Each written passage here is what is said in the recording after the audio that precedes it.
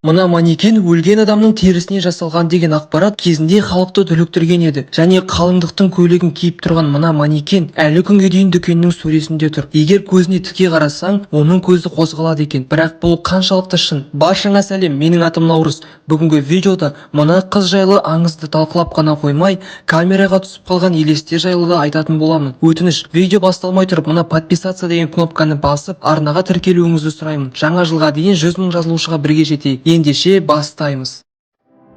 Видеоның басында айтқан мына манекен жайлы қорқынышты аңыз бар. Аңыз бойынша бұл дүкеннің иесінің сұлу қызы болған екен. Бірақ тұрмысқа шығатын күні қалыңдықты өрмекші шағып алады. Кесірінен қыз қайтыс болып кетті. Бірақ қызын жерлеуге қимаған соң, оның денесін манекенге айналдырып, үстіне қалыңдықтың киімін кигізіп, өз дүкенінің төріне қойған екен. Осылайша ол мәңгі қалыңдық, бірақ ешқашан әйел емес.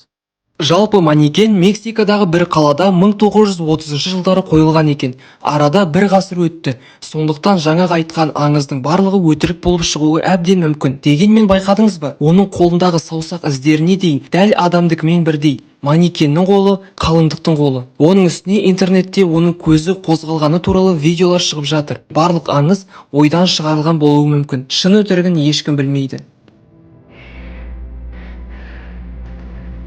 Видеоны түсірген әйел баласының ойнап жүргеніне ғана назар аударған еді. Бірақ мына нәрсені көріп тұрсыз ба? Әйелдің айтуынша, видео түсіріп тұрғанда бұл жерде ешкім болмаған екен. Ал ғимараттың күзетшісінен сұрағанда, ғимараттың бос екенін айтқан. Яғни шын мәнінде ешкім болмаған екен. Сонда видеодағы не нәрсе болуы мүмкін? Комментке өз ойыңды жазып кет. Мен міндетті түрде оқимын. Метроға және автобусқа жалғыз мінуге қорқатын рас, әсіресе түнде. Қасыңызда адам болмаса, автобус қорқынышты жерге айналатындай. Дәл осы видеода метроға жалғыз мінген адам және терезедегі адам бейнесі түсіп қалған. Байқадыңыз ба? Шынымен де адамның түріне қатты ұқсайтын нәрсе бірнеше рет пайда болып, содан кейін жоғалып кетті. Бірақ менің ойымша, бұл жай ғана отражениенің әсерінен болған сияқты. Себебі метрода жарық та, көлеңке де өте көп. Ал тез жүргенде осындай нәрселер көрінуі мүмкін. Ал сен қалай ойлайсың? Сіз көріп тұрған мына жер бұрын түрме болған деген ақпарат бар. Ал қазір ескі ғимаратқа айналды. Америкада орналасқан бұл ғимарат жайлы көптеген қорқынышты аңыздар бар. Ішінде орналасқан камераға терезеден қарап тұрған нәрсе түсіп қалды. Өте қорқынышты. Сол үшін ескі ғимараттарға баруға қарсымын. Әсіресе түнде. Бірақ менде бір сұрақ бар. Егер ғимарат ескі болса, оның ішінде неге камера орналасқан? Сол үшін бұл видеоны өтірікке шығаратындар, немесе пранк деп ойлайтындар да аз емес. Балконнан ұшақтың ұшып бара жатқанын түсіріп алғысы келген мына кішкентай қыз кенет көрші үйдің терезесінен мына нәрсені байқап қалды. Көрдіңіз бе? Анау фильмдегі Пеннивайзға қатты ұқсайды. Адамға мүлдем ұқсап тұрған жоқ. Терісі сұр, ал түрі қорқынышты. Тіпті күндіз түсірілген видео болса да өте қорқынышты сезім туғызады. Менімен келісетін шығарсыз деп ойлаймын. Түнде терезесін ашып ұйықтаған жігіттің терезесінің артынан белгісіз біреуді байқасақ болады. Бірақ түн ортасында жігіт жайсыздықты сезіп оянады. Жарықты жағып орнынан тұрды. Бірнеше минуттан соң терезенің артындағы елес үйдің ішіндегі тесіктен пайда болды. Басында оны байқамады, бірақ көрген кезде қатты қорқып бөлмеден қашып кетті. Кейбір пікірлер бойынша бұл достардың жасаған пранкі болуы мүмкін. Дегенмен өте қорқынышты нәрсе шықты. Шын өтірігін өзімде білмеймін. Бар айтарым, терезені жауып ұйықтаңыз. Мына видеоны түсірген адам ғимараттың айналасын қарап жүрген еді. Бірақ бір сәтте артындағы терезеден мына бір нәрсені көріп қалды. Негізі ескі ғимараттарға кіруге болмайды деген видеоларды TikTok каналында өте жиі саламын. Осы жолы сөзіме тағы бір дәлел қосылған секілді. Не екенін немесе кім екенін білмеймін. Бірақ ешқашан ескі үйлерге, ғимараттарға бармаңыз. Көлдің жағасында түсірілген осы видеодан бір түрлі адамның түрін көре аласыз. Егер көмек керек адам болса, неге айқайлап шақырмайды? Ал жалпы дұрыстап қарасақ, адамға ұқсамайтын да сияқты. Терісі сұр, ал көзі жансыз секілді. Не болса да оқиға орнында бәрі жақсы аяқталды деп үміттенемін. Видео қай жерде түсірілгені жайлы толық ақпарат таба алмадым.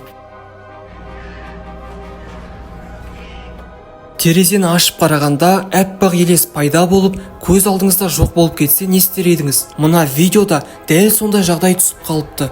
Байқадыңыз ба? Дәл кино немесе мультфильмдегі секілді көзге жартылай көрінбейді. Жолдың ортасына келгенде тоқтап, мені біреу көріп қойды деген секілді қатты қорқып, көзден ғайып болады. Бірақ камераға түсіп қалғандықтан интернетте тарап кетті. Көшеде кетіп бара жатқан адам мына әйелді көріп, оған көмектескісі келген сияқты. Қасына жақындағаны сол еді, әйел бір түрлі күлкімен қарап, оны шошытты. Ал уақыт өте келе, ол бикештің қылықтары өзгере бастады. Алдымен түрін мыжырайтып, содан соң адамның соңынан қуды. Жалпы менің ойымша бұл бір киноның жарнамасы немесе қолдан жасалған өтірік видео.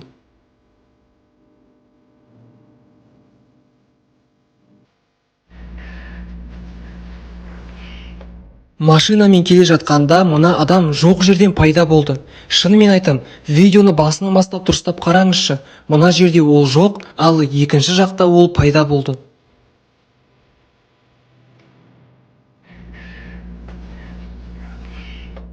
Қараңғыда келе жатқанда машинаның алдына түсіп алған қара көйлектегі адам қатты қорқытты. Байқасаңыз, машина мен әйелдің жылдамдығы екі түрлі, бірақ сонда да ол қалысар емес. Қараңғыда осындай нәрсені көру қатты қорқынышты болушы еді. Алла сақтасын. Тағы да түнде түсірілген видео. Мотоциклмен кетіп бара жатқанда көпір астындағы мына келбет қатты қорқытты. Күлкісі тым үлкен, ал көз қарашығы қою қара. Бұл не болуы мүмкін? Камераға түсіп қалған мына видеороликте машинаның артында жасырынған адамды көруге болады. Бірақ адам емес, елестің түріне көбірек ұқсайды. Байқасаңыз, терісі сұрланып кеткен. Осы видеодан кейін машинасы бар адамдар көліктің артқы орындығын жиі тексеретін шығар. Көліктің иесін жолдың ортасында тоқтатуға мәжбүр еткен мына нәрсе. Шашы жайылған, терісі сұр, әрі қан секілді. Кенет түрін көрсетпей артқа жылжи бастады. Әрине, оқиға бұдан да қорқынышты болуы мүмкін еді. Егер ол машинаға қарай жүгіргенде, өте сұмдық жағдай. Жолға шығарда дұғаларыңызды оқып шығыңыздар. Досым, дәл мына жердегі подписаться деген кнопканы басып, арнамызға тіркел. Осылайша сен 100 000 жазылушыға жетуге көмектесе аласың. Келесі видеода кездескенше.